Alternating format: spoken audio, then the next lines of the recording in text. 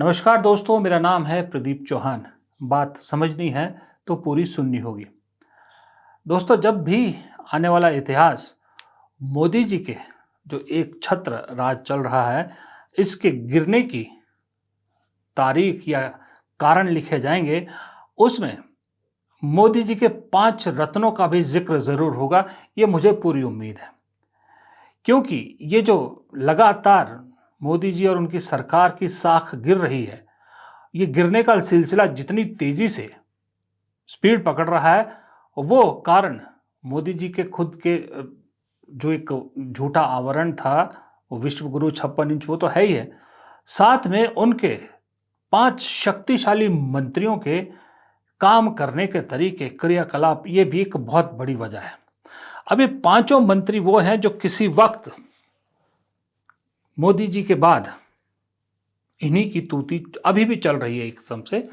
और ये पांचों मंत्री एक तरह से आप कह सकते हो कि पंच रत्न मोदी जी के थे। हालांकि एक रत्न ऐसा भी है जो डायरेक्टली मोदी जी के साथ जरा कंफर्टेबल नहीं है, लेकिन जलवे उस मंत्री के भी पिछले 11 साल में सॉलिड रहे हैं। उस मंत्री का या इन पांचों मंत्रियों का जिक्र मैं करता हूं बारी बारी से, कि बताता हूं ये 5 मंत्री कौन से हैं जो पंचरत्न बन के मोदी जी की नैया डुबोने में लगे हैं। तो इसमें फिलहाल सबसे ताज़ा नाम और उसी का है जो मैंने कहा कंफर्टेबल नहीं था, जो खुद एक्चुअली मोदी जी की कुर्सी का दावेदार भी है। उनका नाम है नितिन गडकरी।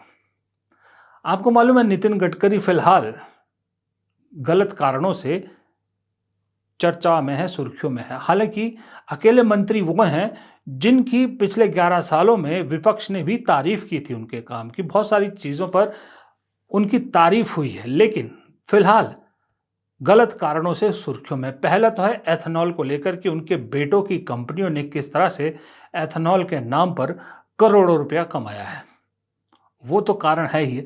दूसरा, आपको मालूम है इस वक्त देश में 3-4 राज्य ऐसे हैं, पंजाब, हिमाचल, उत्तराखंड, जो हरियाणा, जो प्राकृतिक आपदा से जूझ रहे हैं। पहाड़ों में लगातार तेज बहुत ज़्यादा बारिश होने से पहाड़ खिसक रहे हैं, नुकसान हो रहा है। और ये पहली बार नहीं है, ये अब तो हर साल का एक रिचुअल सा हो गया है। पहले मुझे याद है, पहले नहीं हुआ करते थे, इतने नुकसान पहाड़ों में नहीं हुआ करते थे, लेकिन जब से ये विकास के नाम पे हाईवेज की कटाई शुरू हुई है और पहाड़ों को खोदा गया है, पहाड़ों के अंदर छेद किए गए हैं टनल के नाम पर, तब से ये आपदाओं का जो दौर है ज़्यादा बड़ा है। और हर साल सैकड़ों लोग उत्तराखंड और हिमाचल में अपनी जान गंवाते हैं, हजारों करोड़ का हर साल नुकसान होता है। विकास के नाम पर और ज़्यादा जो हमारा पर्यावरण है और ख़राब हो रहा है। इसको लेके अब तो हिमाचल के मुख्यमंत्री तक ने ये कहना शुरू कर दिया है कि ऐसा विकास हमें नहीं चाहिए जो विकास हमारे पूरे वातावरण को ही हिला के रख दे, जो आम जनमानस है उसके लिए फ़ायदे की जगह नुकसानदेह हो। तो ये सब की वजह से भी नितिन गडकरी सुर्खियों में है। अच्छा, अब नितिन गडकरी भाई साहब सुर्खियों में है, तो नितिन गडकरी बयान तो देते ही हैं। उन्होंने ये जो पहाड़ों में जो कुछ हो रहा है, उससे लिए किसको जिम्मेदार ठहराया, आपको मालूम है? नहीं मालूम है तो सुनिए। अभी मनाली से लेकर कुल्लू तक हमने 3-3.5 हजार करोड़ का रोड बनाया, और लैंडस्लाइड्स में और बाढ़ में पूरा रोड उखड़ गया, क्योंकि इधर पहाड़ उधर पहाड़, इधर रोड, बीच में रिवर, और उसमें लोग बसे हुए हैं, और लोगों को निकालना भी कठिन है, और टेरी नहीं अच्छा है, और पूरी तरह लैंडस्लाइड्स होती है। हर साल बरसात में लैंडस्लाइड हो रही है, हर साल लोग मर रहे हैं, और अभी तक हमें ऐसा लीक प्रूफ कोई सोल्यूशन नहीं मिला।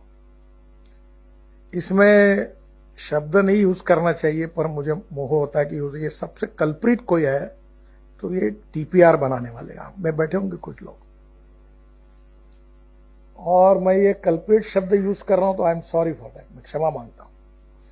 ये घर में बैठ के, और बहुत से डीपीआर बनाने वाली की कंपनियां, सरकारी अधिकारी रिटायर होने के बाद उन्हीं की कंपनियां होती है, और ये लोग इतना घटिया काम करते हैं कि कोई घर में बैठ के गूगल पे तैयार करते, कोई डिटेल इन्वेस्टिगेशन नहीं होता, डिटेल स्टडी नहीं होता। और हमारे सरकार में जो हमारे सिस्टम है वो इतनी एक्सपर्टाइज है कि अंधे जैसे होते, आंखें नहीं होती, वैसे डीपीआर मिलने के बाद वो केवल एक ही काम करते हैं कि तुरंत टेंडर निकालने का काम करते हैं। और वो टेंडर निकालने का उनको मालूम है कैसे निकालना। और टेंडर निकालने भी अभी मिनिस्टर तो बेचारे कोई समझने वाले रहते ही नहीं, तो टेक्निकल और फाइनेंशियल क्वालिफिकेशन ऐसे डालते हैं कि जन्म होने के पहले ही कौन सी लड़की कैसे होगी इसके पूरे प्रिस्क्रिप्शन तैयार होता है। हमारे यहाँ महाराष्ट्र में। अब बताइए, गडकरी साहब कह रहे हैं कि जो डीपीआर बनाने वाले हैं ना, ये बिना फील्ड में गए घर बैठे डीपीआर बनाते हैं, रोड ऐसी जगह पे बनवा देते हैं, फिर उसके बाद ये नुकसान होता है। ये तो ऐसा तर्क है जो मुझे कल से जब से सुना है मेरे गले नहीं उतर रहा कि मंत्री जी, आपको मालूम है ये गलत हो रहा है, मंत्रालय आपका है, डीपीआर आपके मंत्रालय बनाता है या आपके मंत्रालय को भेजी जाती है, फिर जिम्मेदारी किसकी हुई? जो कुछ हो रहा है आपके अगर नजरों के सामने हो रहा है, जब आपको सब कुछ मालूम है तो कुछ करते क्यों नहीं हो?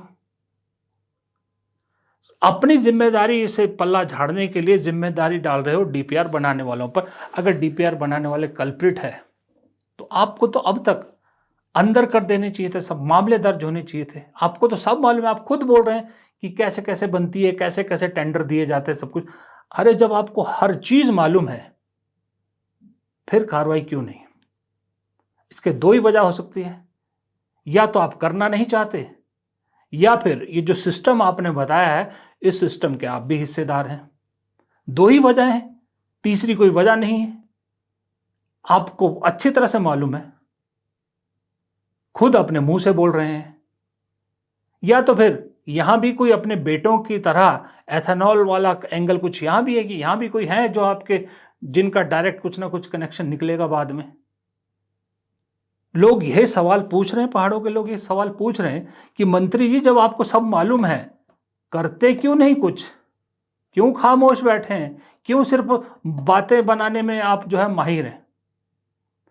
क्योंकि आपके जो एनएचएआई के ठेके होते हैं, एनएचएआई के कॉन्ट्रैक्ट होते हैं, बड़े बड़े हजारों करोड़ के कॉन्ट्रैक्ट होते हैं, क्या उन कंपनियों से कुछ रिश्ता है?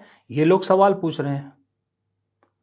अब जब लोग सवाल पूछते हैं तो नितिन गडकरी थोड़ी मोदी सरकार से सवाल पूछते हैं, मोदी सरकार पे ब्लेम लगता है। पहले तो ये हो गया। अब दूसरे आइए वो जो मोदी जी के खासम खास है और जो मोदी जी का उत्तराधिकारी अपने आप को सबसे बड़ा समझते हैं, जिनका नाम है अमित शाह, जो देश के सबसे ताकतवर मंत्री हैं, प्रधानमंत्री के बाद गृह मंत्रालय संभालते हैं। अब वो भाई साहब भी हर जगह, बिहार हो, बंगाल हो, असम हो, दिल्ली हो, जम्मू कश्मीर हो, सब जगह एक ही रोना रोते हैं कि भाई भारत में घुसपैठिए बहुत आ गए हैं, घुसपैठियों को बाहर निकालने के लिए कभी सीए लाया जाता है, कभी एसआईआर कराया जाता है, कभी एनआरसी कराया जाता है। ये रोना रो रहे हैं। आपने सुना होगा। भाई साहब 11 साल से सरकार आपकी है, गृह मंत्री आप हैं, तो अगर उसके बावजूद घुसपैठ हो रही है, लोग बांग्लादेश से या रोहिंग्याज या नेपाली आके यहां बस रहे हैं, तो किसकी नाकामी है? कौन जिम्मेदार है? आप ही जिम्मेदार हो ना, गृह मंत्री तो आप हो। यहां भी नितिन गडकरी वाली बात, जब आपको सब मालूम है कि लोग आ रहे हैं इन देशों से और बस रहे हैं, तो कार्रवाई क्यों नहीं करते? क्यों आने देते हैं? बॉर्डर सिक्योरिटी तो किसी राज्य के अपने हाथ में नहीं है, ये तो केंद्र सरकार के हाथ में है। या तो आप कार्रवाई करना नहीं चाहते या फिर कुछ और वजह है। और अगर इस्तीफे की बात है तो सबसे पहले तो बात सही है, सबसे पहले तो फिर गृह मंत्री का इस्तीफा होना चाहिए कि आपकी नाक के नीचे लोग भारत में आके बस रहे हैं और आप जो है जब चुनाव होते हैं तब उनकी याद आती है, तब कोई कार्रवाई करनी शुरू करते हैं, वरना आगे पीछे क्यों नहीं करते? सवाल किससे पूछे जाएंगे? आप ही से ना। और आप कौन है? आप मोदी सरकार के मंत्री हैं, तो सवाल किस पे खड़ा होगा? मोदी सरकार पे होगा। ये दूसरे हैं। अब तीसरे बताता हूं आपको। तीसरे हमारे जो इस वक्त इस देश की फजीयत जो हो रही है उसके लिए सबसे बड़े कल्प्रिट हैं, वो है हमारे विदेश मंत्री एस जयशंकर। क्या विदेश नीति चलती है मुझे नहीं मालूम, क्या विदेश नीति उन्होंने बनाई है। डिप्लोमेट रहे हैं वो, एम्बेसडर्स वगैरह रहे, सब जगह रहे हैं, लेकिन अजब विदेश मंत्री है हमारे। सवाल पूछते हैं चीन के बारे में तो कहते हैं कि चीन हमसे इतनी बड़ी इकॉनमी है तो क्या हम उनसे लड़ें, नहीं लड़ सकता मैं, ऐसी बातें करते हैं। अमेरिका मुंह पे बेइज्जती करता है, ट्रंप लगातार बेइज्जती कर रहे हैं, और विदेश मंत्री क्या विदेश नीति चला रहे हैं, क्या कर रहे हैं, इस देश को दिखा। अब जिस चीन के बारे में संसद में खड़े होकर इन्हीं विदेश मंत्री ने अजीब अजीब से बयान दिए थे, राहुल गांधी का मजाक उड़ाया था, आज उसी चीन की गोद में जाके बैठ रहे हैं, वही चीन को अब अपना सर्वे सर्वा बना रहे हैं। जब अमेरिका से दोस्ती बढ़ा रहे थे तब मालूम नहीं था कि रूस हमारा इतना बड़ा पुराना दोस्त हमसे छिटकेगा। नेता विपक्ष राहुल गांधी ने सदन के पटल पे कहा था कि हमारी विदेश नीति की बहुत बड़ी कमजोरी है कि हम पाकिस्तान और चीन को इकट्ठा होने दे रहे हैं, ये हमारे लिए बहुत खतरनाक साबित होगा। और वो सच हुई बात। कौन जिम्मेदार? विदेश मंत्री। और विदेश मंत्री क्या कर रहे हैं? कुछ नहीं कर रहे। विदेश मंत्री अभी भी अपना कॉलर ऊंचा रखे हुए हैं, लेकिन पूरी दुनिया में एक्सपोज हो गई भारत की विदेश नीति। दुनिया छोड़िए, विपक्ष छोड़िए, विद इन बीजेपी लोग सवाल उठा रहे, विद इन संघ लोग सवाल उठा रहे हैं विदेश मंत्री को लेके। तो तीसरे पंचरत्न के जो हीरे हैं मोदी जी के, वो विदेश मंत्री है। फिर चौथी रत्न हमारी वित्त मंत्री निर्मला सीतारमण। याद है संसद में क्या कहा था उन्होंने कि I don't want to be like Manmohan Singh. वो मनमोहन सिंह जिनके वित्त मंत्री रहते इस देश ने वो कायाकल्प देखा कि जिसका आज हम लोग खा रहे हैं, जिसका फल, अगर उन्होंने वो कायाकल्प उस वक्त नहीं किए होते, वो रिफॉर्म्स नहीं किए होते, तो आज भारत कंगाली की हालत पे होता। तो ये कहती है कि मैं वो नहीं बनना चाहती। आज क्या हालत है इस देश में वित्त मंत्रालय की, या आर्थिक हालत क्या है? जीएसटी जैसी चीज को रोल बैक करना पड़ रहा है। बड़े तामझाम से जीएसटी शुरू किया था ना, जिसे राहुल गांधी ने गब्बर सिंह टैक्स नाम दिया था। समझाते रहे राहुल गांधी, समझाते रहे, नहीं मानी। अब अल्टीमेटली उन्हीं की बात को मानना पड़ गया। इनकम टैक्स को लेकर यही हाल है। बड़ा बड़ा दावा करते हैं जी हम 5वें नंबर की इकॉनमी बन गए, हम 4थे नंबर की इकॉनमी बन गए हैं। ठीक है, शुरू में तो बहुत अच्छा रहा, 5 साल खूब ढोल पीटा, 6 साल, 7 साल, 8 साल। अब तो लोग सवाल पूछ रहे हैं कि भाई इकॉनमी का फायदा क्या है? हमारी पर कैपिटा तो वहीं की वहीं है, बल्कि और कम हुई है। कहते हैं हमने जापान को पीछे छोड़ दिया। जापान की पर कैपिटा 33-34 हजार डॉलर सालाना है, हमारी $2800 के आसपास है। वो भी तब, क्योंकि इसमें सब आता है, अगर उसमें से वो जो बड़े बड़े अमीर आदमी है वो निकाल दो, टॉप के 10% निकाल दो, तो शायद हमारे पर कैपिटा और भी कम होगी। क्योंकि मैं भी मानने को तैयार नहीं हूँ कि जो है 2.25 लाख रुपए के आसपास हर इंसान कमा रहा है यहाँ पर सालाना। मुझे नहीं लगता। मुझे तो इतना मालूम है कि बहुत बड़ी तादाद है इस देश में जनता की जिसके घर की महीने की पर महीना जो कमाई है वो 20,000 से ज़्यादा नहीं है। तो अगर 20,000 अगर पर मंथ उसकी इनकम है तो वो साल का कितना हुआ, आप हिसाब लगा लीजिए। और उससे कम कितने सारे हैं? 20,000 तो मैंने हायर बोला है। उससे कितने ही कम है जो बेचारे चौकीदार की नौकरी कर रहे हैं, या जो घर में बर्तन झाड़ू पोछा करने वाला काम कर रही है, कुछ कर रही, उनकी तो हार्डली 10-12 हजार महीने से ज़्यादा की इनकम नहीं है।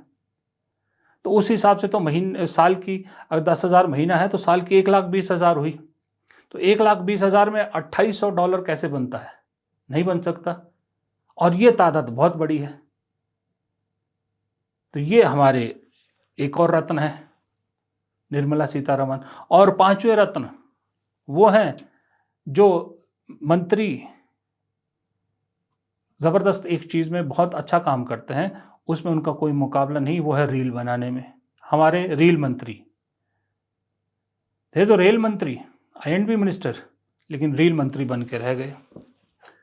बेचारों की बदकिस्मती, छोटी से छोटी रेल भी चलाते हैं तो झंडा फहराने के लिए मोदी जी आ जाते हैं, झंडा दिखाने के लिए।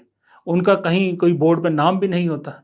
कहीं बाद में कहेंगे अपने बच्चों को, अपने आने वाले पीढ़ियों को बताएँगे कि मैं रेल मंत्री था, भारत का तो कोई तस्वीर तो है ही नहीं। वो क्या दिखाएँगे कि कहाँ मैं झंडा दिखा रहा हूँ? कहीं भी नहीं दिखा रहे, मतलब हर जगह मोदी जी झंडा दिखा रहे हैं। और मोदी, ऊपर से बड़ी बदकिस्मती ये है कि मोदी जी के फ्रेम में भी कोई नहीं आना चाहिए, फ़ोटो में भी नहीं खड़े हो सकते। मोदी जी के साथ खड़े होके चलो फ़ोटो में आ जाते, वो भी नहीं हो सकता। लेकिन भाई साहब, मोदी जी की तारीफ़ में और अनर्गल बातें करने में कोई इनका मुकाबला नहीं है। रील बनाने में कोई मुकाबला नहीं है। ये 5 रत्न हैं मोदी जी के, और इन्हीं 5 रत्नों में से मुझे लगता है किसी ने आइडिया दिया है मोदी जी को कि अब आपको जो है वोट चोरी का मुद्दा चिपक गया है, तो इसे काटने के लिए अब जो माँ को गाली दी है उसको बड़ा मुद्दा बनाइए, देश को फिर से बेवकूफ़ बनाने की कोशिश कीजिए, बिहार का चुनाव जिताइए। लेकिन इस चक्कर में, ये पंचरत्न के चक्कर में मोदी जी खुद एक्सपोज हो रहे हैं, क्योंकि अब तो विपक्ष भी, जो पहले ऐसे मुद्दों पर डिफेंसिव हो जाया करता था, अब तो कह रहा है कि मोदी जी जैसा कलाकार इस दुनिया में कोई नहीं है। चुनाव बिहार में है, इसलिए बिहार बंद। और ये हमने आपको, जिस दिन ये वाकया हुआ था उसी दिन आप सब में से कई लोग थे जिनको मैंने ही बाइट दी थी। ये टूल किट शुरू हो गया है, आपको भी दी थी। ये टूल किट था और है, और अब ये टूल किट एक्सपोज हो चुका है कि पहले गाली दिलवाते हैं, फिर हंगामा मचाते हैं, फिर मुद्दा बनाते हैं, फिर मोदी जी आते हैं, आंसू टपकाते हैं, और मेरी मां का अपमान हो गया ऐसे करके बोलते हैं। हाथ यूं होते हैं, आंखों में आंसू होता है, टोन एकदम बदल जाती है। रंगमंच को भी इससे बेहतर कलाकार नहीं मिलेगा। तो ये कहानी है मेरे भाई, मेरे दोस्तों। अच्छा, मज़े की बात है, ये जो पंचरत्न मैंने गिनाए ना आपको, गडकरी को अगर आप छोड़ दो तो ये सारे पंचरत्नों में से बाकी जो 4 रत्न है ना, ये वो हैं जो संघ को भी पसंद नहीं है। बीजेपी के अंदर भी लोग जो हैं इन्हें पूरी तरह पसंद नहीं करते, क्योंकि अमित शाह को अगर छोड़ दिया जाए तो बाकी जयशंकर, अश्विनी वैष्णव और निर्मला सीतारमण, ये कोई मास लीडर थोड़ी है। ये अपने दम पे चुनाव नहीं जीत सकते, अपना चुनाव नहीं जीत सकते, किसी और को क्या जिताएंगे। तो इसलिए भी इनका कोई ग्रास रूट है नहीं। लेकिन मोदी जी ने इन्हें सर आंखों पर बिठा रखा है, इन्हें अपने जो है वो पंचरत्नों में शामिल कर रखा है। तो अब ऐसे में यही लोग हैं, ऐसी ही हरकतें हैं जो मोदी जी की नैया डुबोने में बहुत ज़बरदस्त तरीके से धक्का दे रही हैं। खींच आगे राहुल गांधी रहे हैं, खींच विपक्ष रहा है, वोट चोरी का मुद्दा खींच रहा है नावों को बीच समंदर में। वो जितना जोर लगा रहे हैं उससे ज़्यादा जोर मुझे ऐसा लग रहा है ये 5 लोग पीछे से लगा रहे हैं। ये तो 5 मैंने गिनाए हैं, लिस्ट लंबी है वैसे, और भी बहुत सारे लोग हैं, पर ये 5 मेनली मैंने इसलिए भी गिनाई कि बड़े मंत्री हैं, बड़े मंत्रालय हैं इनके पास, तो ये सब पुश कर रहे हैं, धक्का दे रहे हैं फिलहाल कि मोदी जी जाइए जाइए, अपनी कश्ती को बीच समंदर में ले जाइए, ताकि ऐसी डूबे कि दोबारा है ऊपर उठ ही ना पाए। फिलहाल इस वीडियो में इतना ही। प्रदीप चौहान को दीजिए इजाज़त। नमस्कार।